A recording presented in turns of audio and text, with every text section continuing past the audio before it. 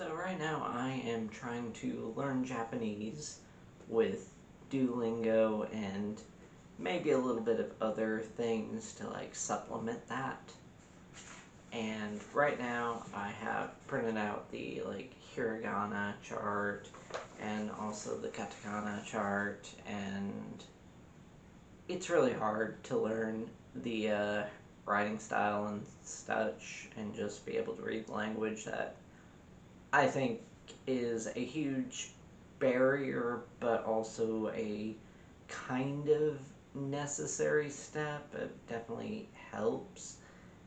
Um, but man, is it a lot to memorize. Um, so I'm 14 days into it or so. I think that's what my streak is right now. And I'd kind of like to do some like YouTube videos to somewhat supplement my learning.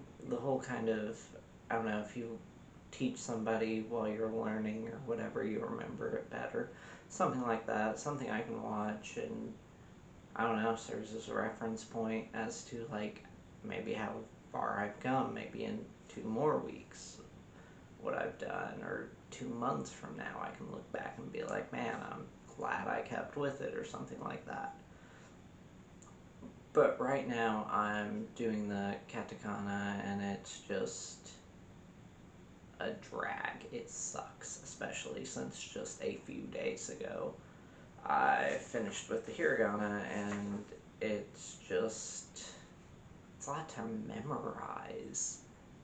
Really, I mean, I guess you're gonna try and memorize like 10,000 different words, but I don't know, learning these, like, I don't even know how many there are, like 48 characters or whatever, and then kind of doing it again, and then there's the other characters for like foreign words and such.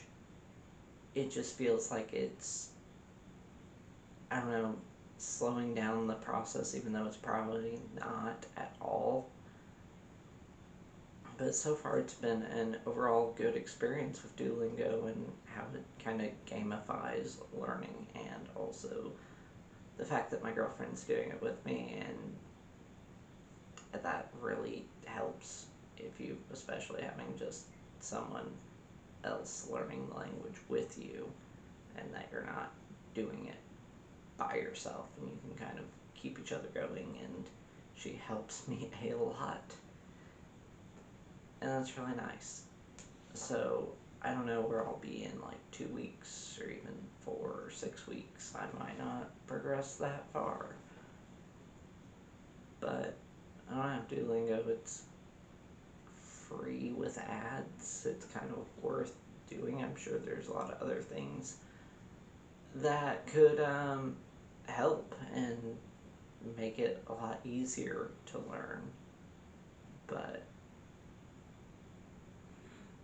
I don't really remember too much of it, of the so-re and ko-re and Coco, and Doko is where, and Coco is here, and so-re is that, and I don't know, it's hard to remember off the top of my head, not looking at it right now.